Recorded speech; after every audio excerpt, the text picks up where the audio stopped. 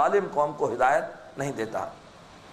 وقال الذین کفروا للذین آمنوا، اور کہا ان لوگوں نے جنہوں نے کفر کیا ان لوگوں کے بارے میں جو کہ ایمان لائے، لو کان خیرا، اگر یہ واقعتاً قرآن کوئی خیر ہوتا، ما سبقونا الیہ، تو یہ اس قرآن کی طرف سبقت نہ کرتے، یہ ہمارے غلام، یہ ہمارے کمی کاری، یہ ہمارے گھٹیا لوگ یہ آگے نہ بڑھتے، اس قرآن میں معاذ اللہ کوئی خیر نہیں ہے، اس لیے ہمارے کمتر لوگ اس قرآن کی طرف آگے بڑھے ہیں۔ فرمایا وَإِذْ لَمْ يَهْتَدُوا بِهِ، اور جب کہ وہ اس قرآن کے ذریعے ہدایت نہ پا سکے، فَسَيَقُولُونَ، پس وہ عنقریب اب کہیں گے، هَذَا إِفْكٌ قَدِيمٌ، ارے یہ تو پرانا جھوٹ ہے۔ وَمِن قَبْلِهِ كِتَابُ مُوسَىٰ إِمَامًا وَرَحْمَةً، اور اس قرآن سے پہلے موسیٰ علیہ السلام کی کتاب تھی جو کہ رہنما بھی تھی اور رحمت بھی تھی۔ وَهَذَا كِتَابٌ مُصَدِّقٌ لِسَانًا عَرَبِيًّا، اور اب یہ کتاب ہے جو کہ تصدیق کرنے والی ہے پچھلی کتابوں کی، اور ہے یہ زبان عربی میں، لِيُنذِرَ الَّذِينَ ظَلَمُوا، تاکہ یہ کتاب خبردار کرے ان لوگوں کو جنہوں نے ظلم کیا، وَبُشْرَىٰ لِلْمُحْسِنِينَ، اور یہ بشارت ہے، خوشخبری ہے نیک لوگوں کے لیے۔ إِنَّ الَّذِينَ قَالُوا رَبُّنَا اللَّهُ ثُمَّ اسْتَقَامُوا، بے شک جن لوگوں نے کہا کہ ہمارا رب اللہ ہے اور پھر اس پر وہ ڈٹ گئے۔ یہ آیت کا حصہ کل بھی ہم نے پڑھا تھا۔ استقامت سے مراد استقامت باطنی بھی ہے، استقامت ظاہری بھی ہے۔ جب یہ مان لیا کہ ہمارا مالک، ہمارا رازق، ہمارا سب کچھ اللہ ہے، اب اس کے بعد استقامت باطنی یہ ہے اللہ ہی سے خوف ہو، اللہ ہی سے امید ہو، اللہ ہی پر بھروسہ ہو، اور انسان راضی برضائے رب ہو، اللہ کے ہر فیصلے پر راضی ہو، یہ ہے استقامت باطنی۔ استقامت ظاہری یہ ہے کہ جب اللہ ہی ہمارا سب کچھ ہے، اب اس کو ہم کہنا مانیں، اور جس چیز کو اللہ پسند کرتا ہے اس کو پھیلائیں، جس کو اللہ ناپسند کرتا ہے اس کا رستہ روکیں۔ تو گویا پورے کا پورا دین، اس کا عقیدہ، اس کا عمل، یہ لفظ استقامت کے اندر اللہ تعالیٰ نے شامل کر دیا۔ فرمایا جن لوگوں نے کہا کہ ہمارا رب اللہ ہے پھر اس پر ڈٹ گئے، فرمایا فلا خوف علیہم ولا هم یحزنون، ان پر نہ کوئی خوف ہوگا نہ وہ غمگین ہوں گے۔ اولئک اصحاب الجنہ، وہ جنت والے ہیں، خالدین فیہا، اس جنت میں وہ ہمیشہ رہنے والے ہوں گے، جزاء بما کانوا یعملون، اور یہ بدلہ ہے اس عمل کا جو کہ وہ کر رہے ہیں۔ وَوَصَّيْنَا الْإِنسَانَ بِوَالِدَيْهِ إِحْسَانًا، اور ہم نے وصیت کی انسان کو اس کے ماں باپ کے بارے میں حسن سلوک کی۔ یہ مضمون بھی کئی مرتبہ آیا۔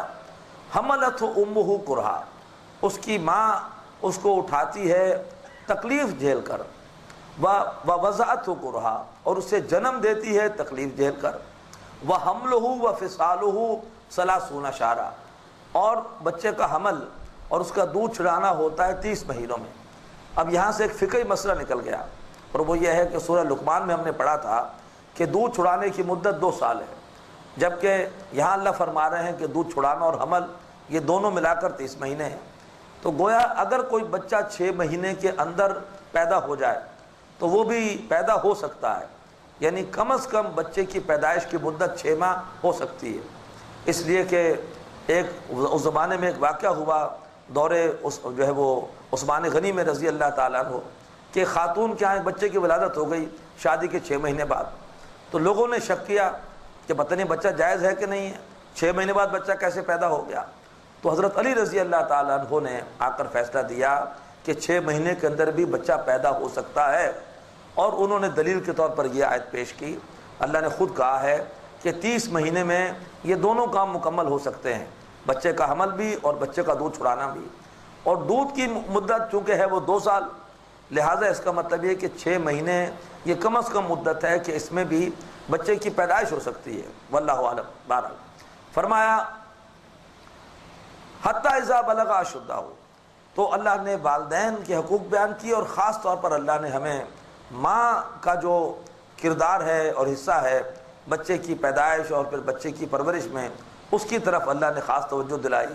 اللہ تعالی ہمیں اپنے ماں باپ اور خاص طور پر ہمیں اللہ اپنی والدہ کی خدمت کی توفیق عطا فرمائے، اور اگر ان کا انتقال ہو چکا ہے تو اللہ تعالیٰ سے وہ دعا کرتے رہیں، اپنے معمولات میں مستقل اس دعا کو شامل کریں، رب ارحمہما کما ربیانی صغیرا، اے رب ہمارے ان دونوں پر رحم فرما جیسے کہ انہوں نے ہمیں پالا جبکہ ہم بڑے ضعیف، کمزور اور ناتواں تھے۔ فرمایا حتی اذا بلغ اشدہ، یہاں تک کہ جب کہ وہ انسان اب پہنچا اپنی پختگی کو. اب یہاں پختگی سے مراد فزیکل پختگی نہیں ہے، وہ تو ہوتی ہے جوانی بلوغت. یہاں فکری پختگی مراد ہے. یہاں تک کہ جب وہ فکری اعتبار سے میچور ہوا، وہ بلغ 40 سنہ، اور وہ پہنچا 40 برس کی عمر کو. تو معلوم ہوا کہ انسان فکری اعتبار سے بالغ ہوتا ہے 40 سال کی عمر میں. اسی لیے کسی شاعر نے مذاقاً یہ بات کہی ہے کہ 40 سال عمر عزیزت گذشت، مزاج تو از حال طفلی نہ گشت، کہ تیری عمر عزیز کے 40 سال بیت گئے، ابھی تک تیرے مزاج سے بچپنا نہیں گیا. لہذا 40 سال کی عمر کے بعد آدمی کا بچپنا ختم ہو جانا چاہیے، اور اب اس سے بالکل سیریس ہو جانا چاہیے. اور بلکہ میں تو یوں کہوں گا کہ اب اس کو یہاں سے اپنا بوریا بستر اٹھانے کی فکر کرنی چاہیے کہ اب 40 سال ہو گئے اور میں نے بچپن لڑکپن جوانی دیکھ لی، اب اس کے بعد اب کیا ہے، اب تو موت کی طرف ہی روانگی ہے. تو اب یہ ہے کہ بہتر ہے کہ تیاری شروع کر دو اور زیادہ زیادہ وقت اب لگاؤ دین کی خدمت کے لیے. نبی پاک صلی اللہ علیہ وسلم کو نبوت کب ملی تھی؟ 40 سال کی عمر میں. تو یہ اصل میں انسان کی فکری پختگی کی عمر ہے. یہاں تک کہ جب وہ پہنچا اپنی پختگی کو، وہ بلغ 40 سنہ، اور وہ پہنچ گیا 40 برس کی عمر کو. اب بڑی پیاری دعا ہے، اور یہ دعا آج کی رات کا تحفہ ہے. یہ ضرور آپ یاد کیجئے اور اس کو بھی اپنے معمولات میں شامل کیجئے. اللہ نے بڑی جامع اور پیاری دعا ہمیں عطا فرما دی. قالا، وہ یہ دعا کرتا ہے، رب اوزینی ان اشکر نعمتک التی انعمت علی، اے میرے رب تو مجھے توفیق عطا فرما کہ میں شکر کروں تیری اس نعمت کا جو تو نے مجھ پر کی ہے، وعلی والدیہ، اور جو تو نے میرے ماں باپ پر کی ہے، وان اعمل صالحا ترضا، اور تو مجھے توفیق عطا فرما کہ میں ایسا عمل کروں کہ جس سے تو راضی ہو جائے، واصلح لی فی ذریتی، اور میرے لیے میری اولاد کی بھی اصلاح کر دے، میری اولاد بھی نیک بن جائے اور میرے حق میں صدقہ جاریہ بن جائے. انی تبت الیک، بے شک میں تیری طرف رجوع کرتا ہوں، وانی من المسلمین، اور بے شک میں تیرے فرما برداروں میں سے ہوں. بہت ہی پیاری دعا، بڑی جامع دعا. اللہ شکر کی بھی توفیق دے، اللہ ایسے عمل کی بھی توفیق دے کہ جس سے اللہ تعالیٰ راضی ہو جائے، اور اللہ اولاد کو بھی ہمارے لیے صدقہ جاریہ بنا دے.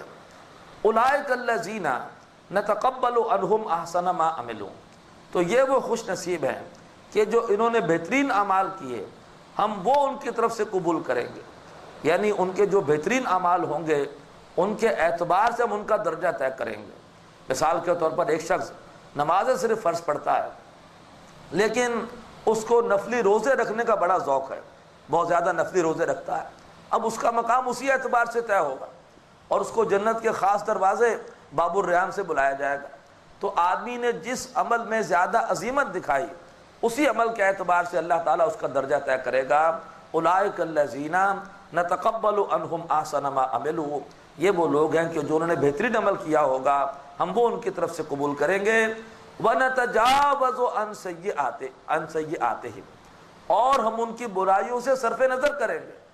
یہ ہے حساب یسیر جو اللہ لے گا. حضرت عائشہ نے پوچھا رضی اللہ تعالیٰ عنہ، اللہ کے رسول آسان حساب کیا ہوگا؟ آپ نے فرمایا کہ اللہ نامہ اعمال میں صرف نیکیاں دیکھے گا اور برائیوں سے صرف نظر کرے گا. یہاں وہ الفاظ آ رہے ہیں وَنَتَجَاوَزُ عَنْ سَيِّئَاتِهِمْ، اور ہم ان کی برائیوں سے تجاوز کر جائیں گے، ان کی برائیوں سے صرف نظر کریں گے. اللہم حاسبنا حسابا یسیرا، اللہم حاسبنا حسابا یسیرا، اللہم حاسبنا حسابا یسیرا فی اصحاب الجنہ، یہ جنت والوں میں ہوں گے. وعدہ صدق الذی کانوا یوعدون، اور یہ سچا وعدہ ہے جو ان سے کیا جا رہا ہے. اس کے برعکس اب ایک برا کردار، نافرمان اولاد.